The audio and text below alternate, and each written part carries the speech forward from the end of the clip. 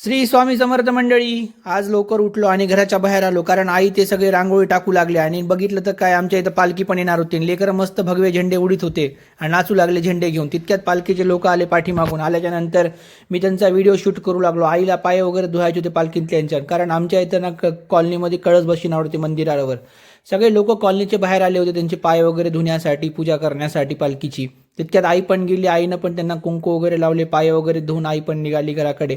मी लागलो पालखीच्या आणि हे माझा मित्र पालखी हातात घेऊन मला हसू लागला.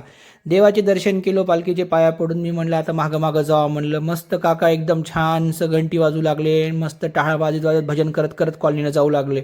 बघून तर खरंच खूप आनंद झाला आणि खूप छान वाटू लागलं, कारण पूर्ण कॉलनी एकत्र होती कालच्या डेटला आणि मस्त वाटलं मला त्यांच्या पाठीमागं चलत चलत जायला. जाता जाता मी म्हणलं तुम्हाला पण दाखवा, म्हणलं कॉलनीत कसं चाललंय काय नाही. मस्त लेकरं फटाके वगैरे उडू लागले.